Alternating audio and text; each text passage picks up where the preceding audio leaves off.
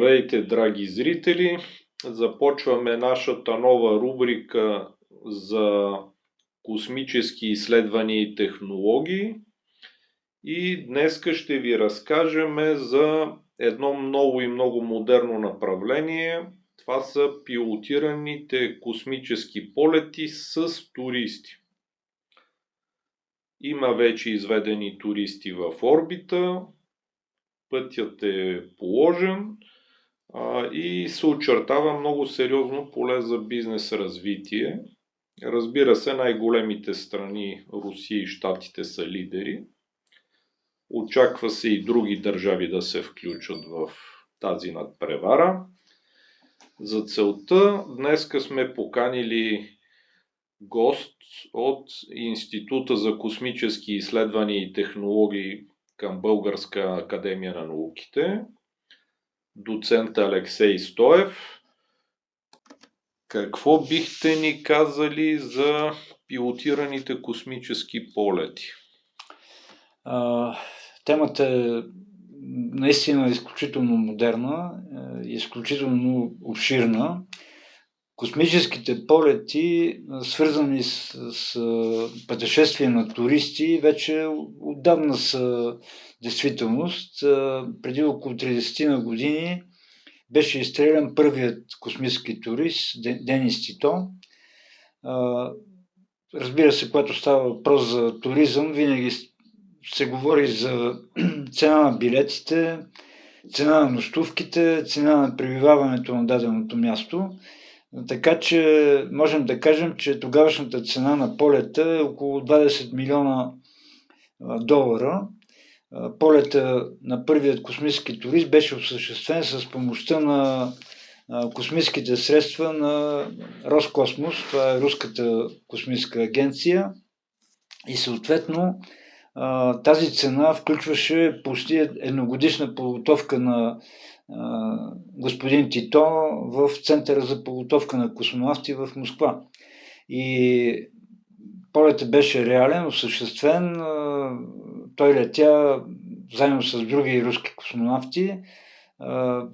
Съответно имаше възможността да види Земята от орбита и да участва в целият този полет, свързан с конкретни изследвания, с конкретни неща, изпълващи работата на космонавтите, когато те летят в орбитален полет.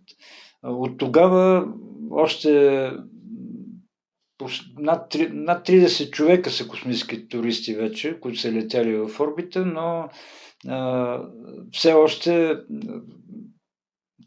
дестинацията е околоземна космическа орбита. По-нататък космически туристи не са ходили, вероятно следващите космически туристически полети ще бъдат свързани с нашия естествен спътник Луната и оттам нататък ще се цели човечеството в Марс и следващи дестинации с астероидни, посещение на астероиди, комети, спътници на планети гиганти и така. Така, какво мислите, че бихте ни разказали за програмата на туристическите полети? Кое би било интересно да наблюдават космическите туристи? Когато говорим за туристически космически полети, трябва да кажем, че трябва да се разработят две неща. Първо, самите полетни средства, защото и в трите космически сили, които са в състояние да изстрелят хора в орбита или до близки космически тела, все още преобладават транспортните средства, които са сравнително ограничени по брой хора, които могат да летят с тях. Тоест, това са рутинни полети, където частично участват и туристи. Тепърва ще се създава изцяло туристически космически кораб, който както един автобус приема туристи, които ги транспортира от точка А до точка Б и съответно те посещават местата за нощувка, посещават туристически дестинации, които са интересни и които са основната цел на туристическото пътешествие. Така и в космоса ще трябва да се разработят такива космически средства, независимо от дистанциите, на които те ще летят. На второ място трябва да се разработят космическите програми. Един космически турист не лети само заради тръпката, която ще изпита при космическия полет. Той лети главно за да посети нещо. На първо време целта на посещението вероятно ще бъде или Международната космическа станция, която в момента е актуална и има възможност да приема космически туристи, или ще има собствени полетни траектории, които ще го приближат до редица артефакти, които съществуват в орбита около Земята и на практика ще бъдат интересни обекти за посещение, или в интересни точки от орбита на Земята, които ще покажат различни ракурси за наблюдение през иллюминатора на кораба.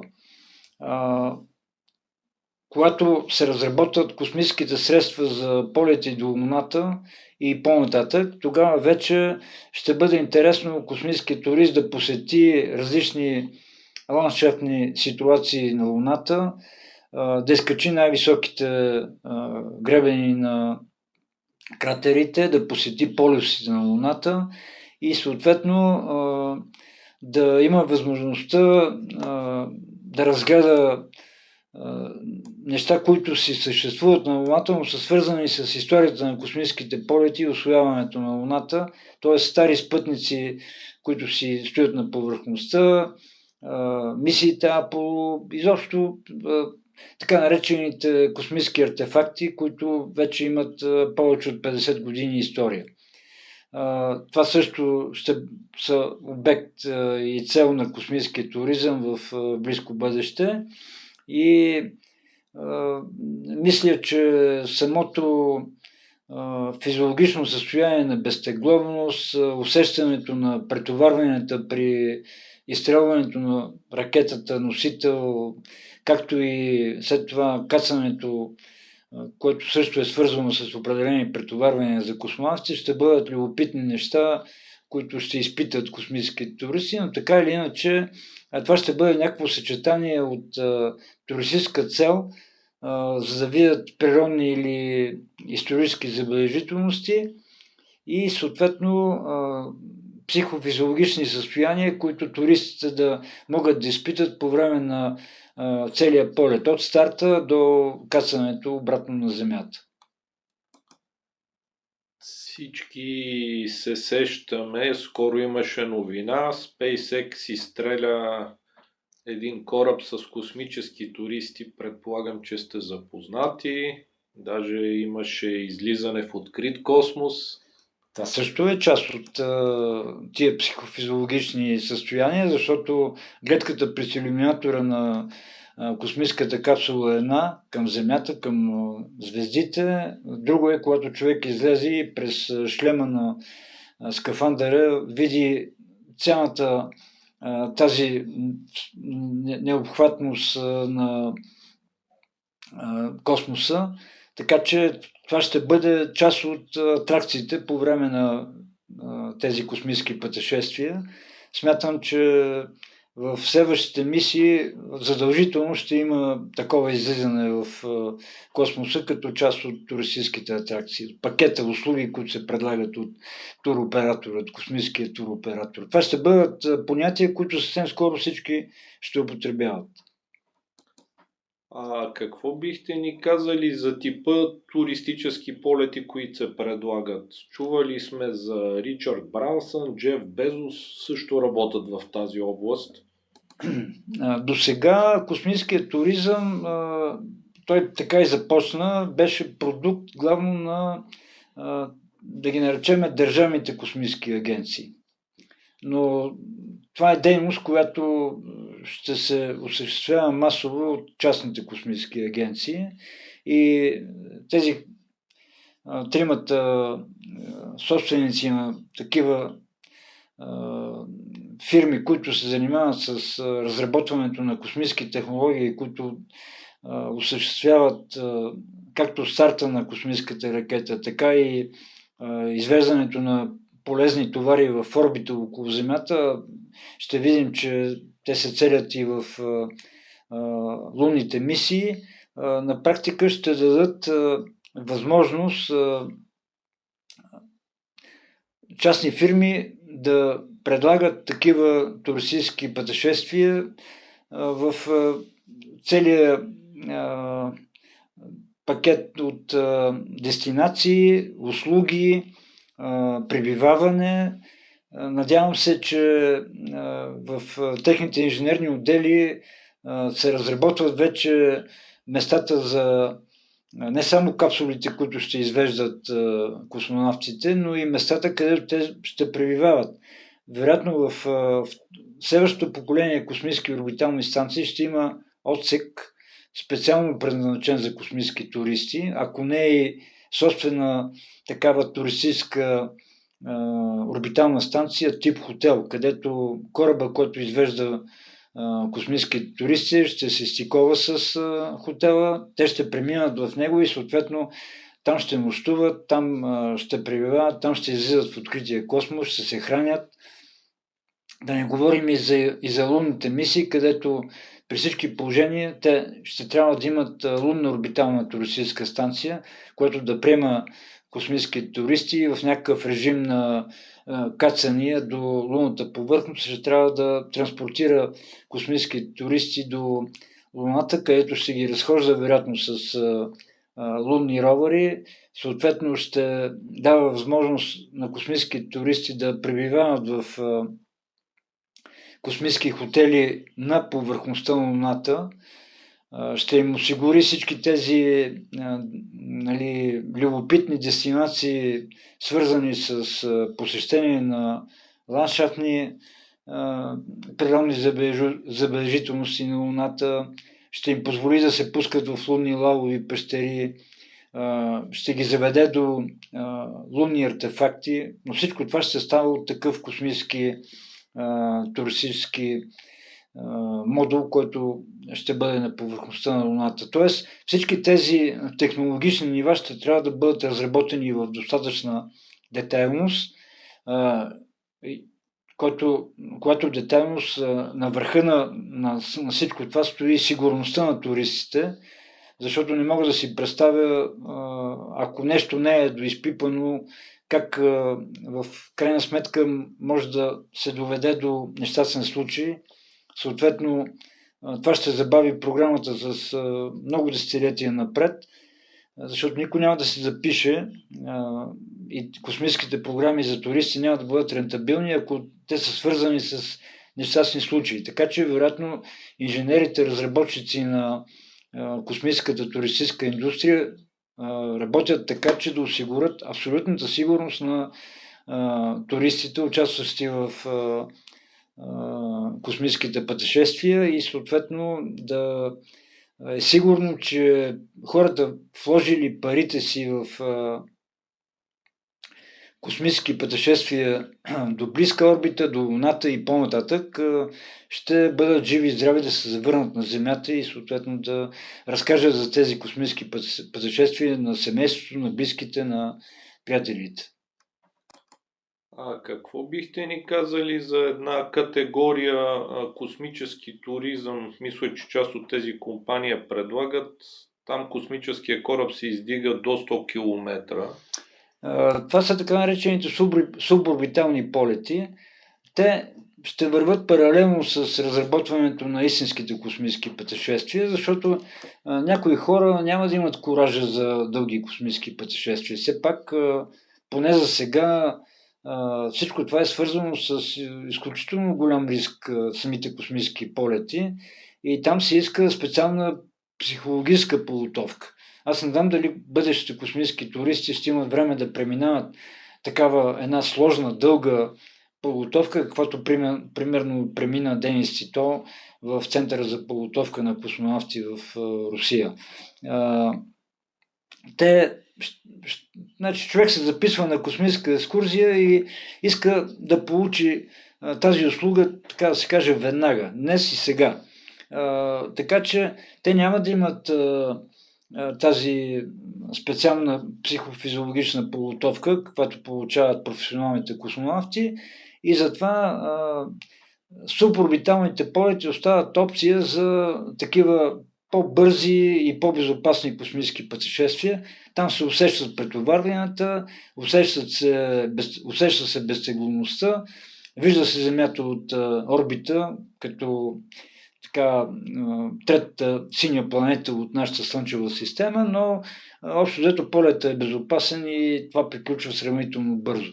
Така че като масови стартове това нещо ще остане паралелно с останалите технологии, които ще позволяват на космически туристи да правят дълги космически пътешествия. И сега да ви върна към една интересна тема, тъй като знаем, че сте председател на пещерно дружество и сте пещерняк. Смятате ли, че има бъдеще посещението на пещери в космоса, на Луната, на други планети?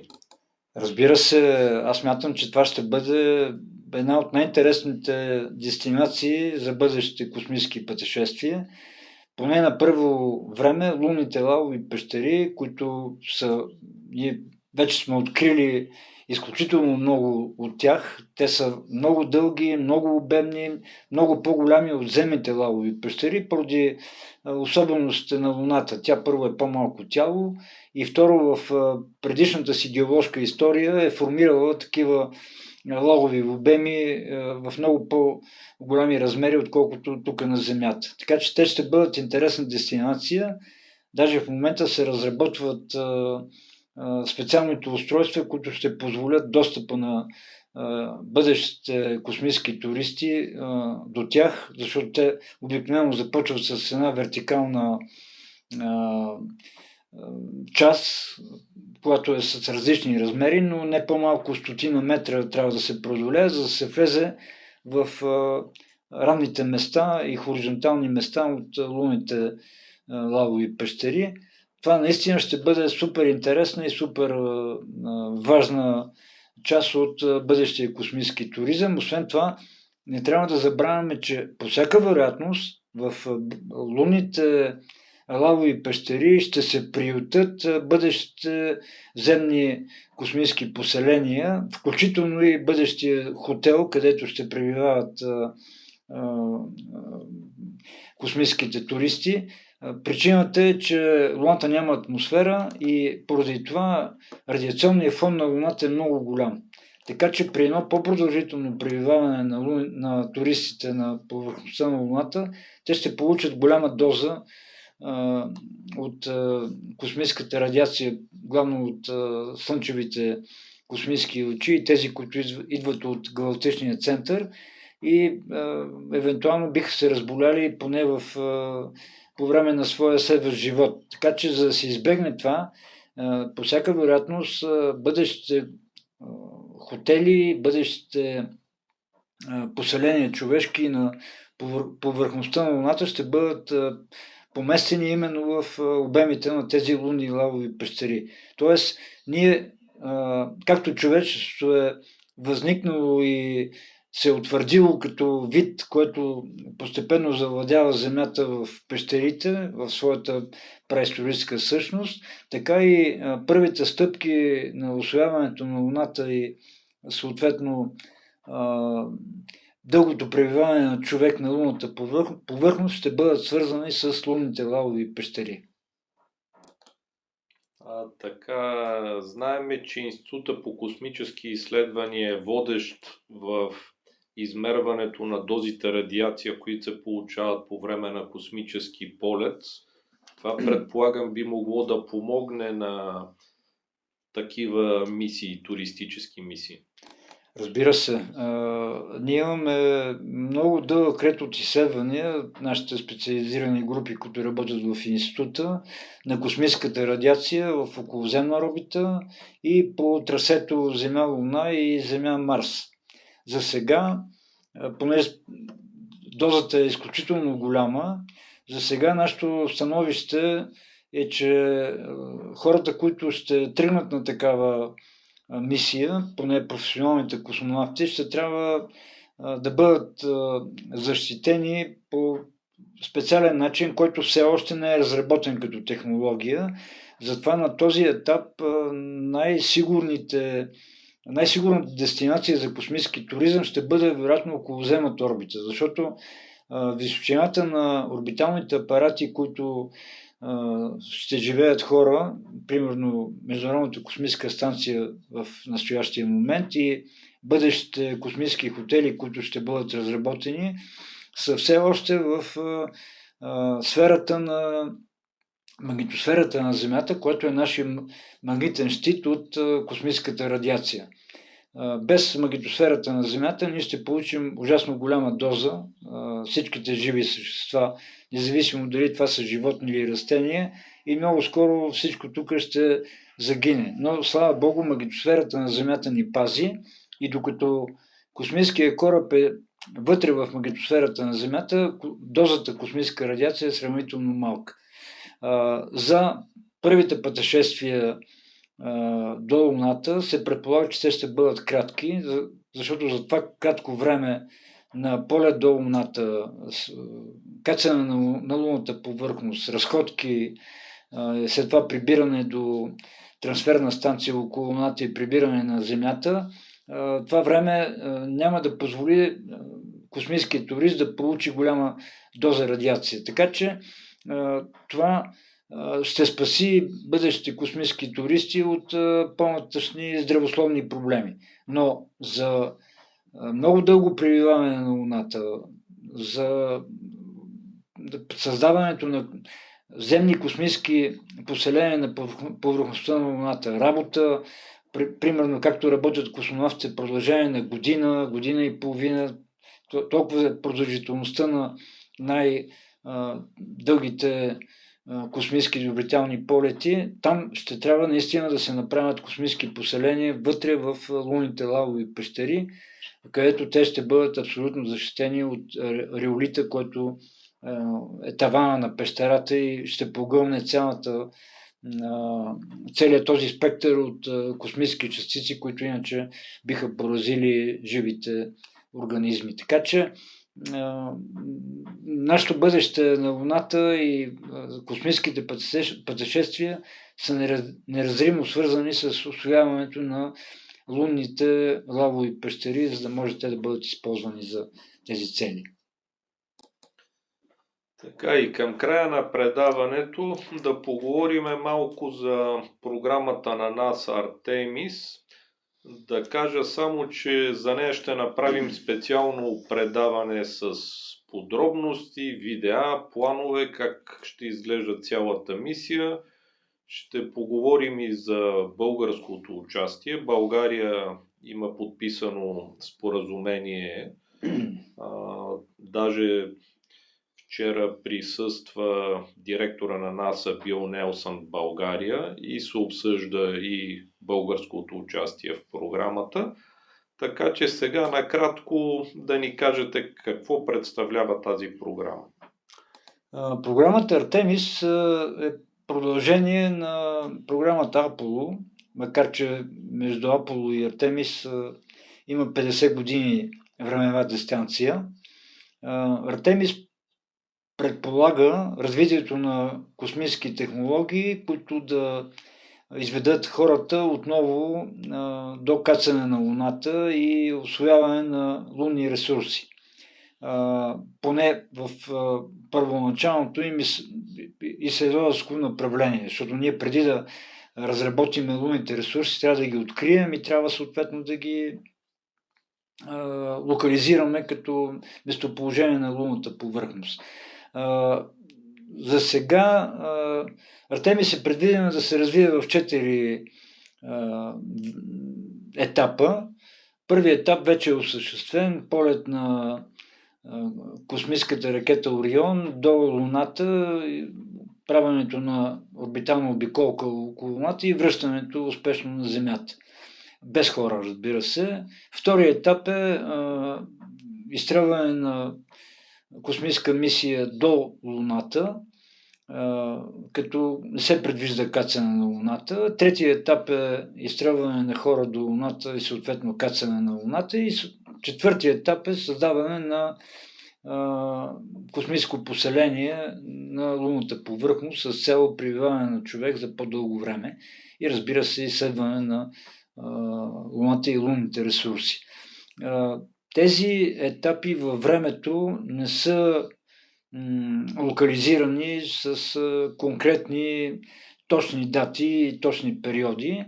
Вероятно, защото това е свързано с определени технологични трудности, които ако възникнат по време на подготовката на мисията, съответно ще отласнат във времето конкретните етапи. Така че, общо дето Артемис е една перспективна програма за стъпване отново на Луната и усвояването на Луната като минерален ресурс.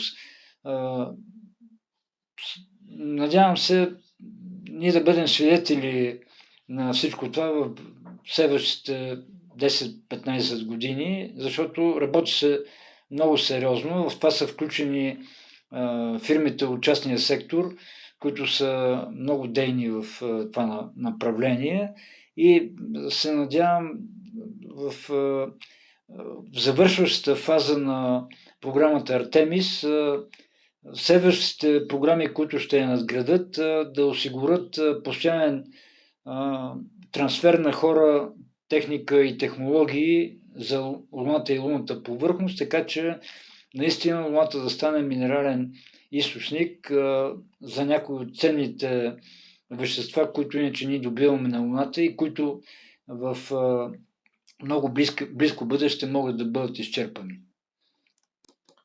Ами както виждаме, интересното тепърва предстои. В близките години ще сме свидетели на големи технологични пробиви и интересни открития.